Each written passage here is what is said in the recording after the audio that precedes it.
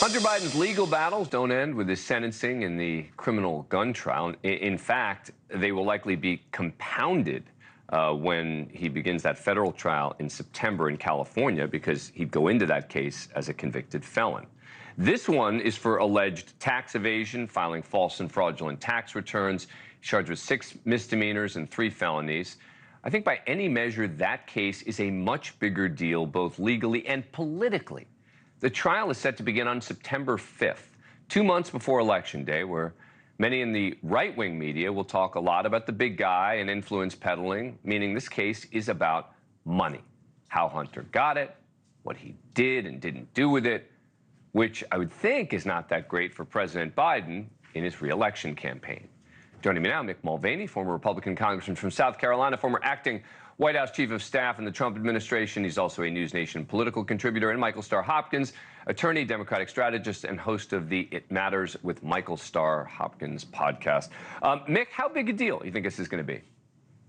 From a legal perspective, Dan, I don't think it's that big. Whether or not he's guilty, not guilty, I don't think that makes a difference in the California case, in the tax case. It's the evidence that's going to be what's interesting from a political standpoint. Where did he get his money? Who did he give money to? You know, what are the ties, if any, between him and other members of his family? That's what this case is really about from a political standpoint. I think history will probably forget one way or the other whether or not he's found innocent or guilty. It's what is discussed and comes out at this hearing that I think will have the bigger impact. Michael, do you think that the Biden campaign should be concerned about that? Not really. Every American has someone in their family who has addiction issues. I think this is going to hit personally all across the voters. And if you look at the tax issues, if you look at the gun issue, all of it arises around his addiction problems. And I think that that's something that everyone's going to relate to. And Republicans are going to have to be very careful about attacking him, which is why you saw Donald Trump today, show a more emotional kind of, parental comment about Hunter.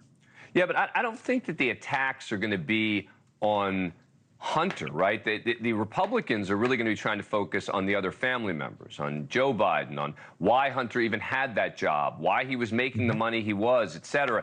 And that seems to me to be potentially politically perilous, no? Yeah, it could. I mean, if they go through discovery, that's going to be a really problematic thing for the president. I wouldn't be surprised if you saw Hunter plead guilty to this charge before it gets to trial, so that they don't have to go through discovery. If I was, I'm a former public defender. If I was his attorney, I would suggest that he plead guilty if he can get a good plea. Precisely because what you said, he now has a felony on his record. You're talking about federal charges, and the damage that he could do from discovery, I think, could really hurt his father. Yeah, and all of this would come out. And then, of course, there's the question of whether President Biden will pardon or commute the sentence. Now, look, he's been very clear when it comes to the pardon aspect. When it comes to commuting the sentence, there's been a little more ambiguity. Let's listen to President Biden on Thursday at the G7 summit talking about this. I'm extremely proud of my son, Hunter. He has overcome an addiction. He's one of the brightest, most decent men I know. And I am satisfied that I'm not going to do anything. I said I abide by the jury decision, and I will do that, and I will not pardon him. But Mick, when Corinne Jean-Pierre was asked about a commutation of the sentence, she was a little ambiguous. And look, I guess he could always change his mind, too. Sure, and he's a dad in addition to being the president of the United States. First of all, I don't think Hunter's going to get jail time because of the gun charge, just like I don't think Trump will get jail time because of the hush money payments charges. But if he does, who would really blame the president of the United States on his, let's say he wins the election, he doesn't have to stand again, so he could commute his son's sentence. If he loses the election, he could commute his son's sentence on the way out the door, and I don't think anybody would hold that against him from a historical standpoint.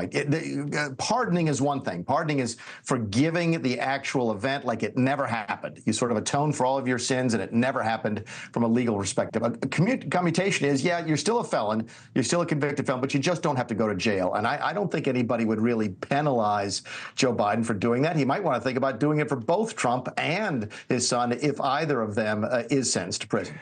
Thank you for watching. Go to newsnationnow.com to find NewsNation on your cable provider.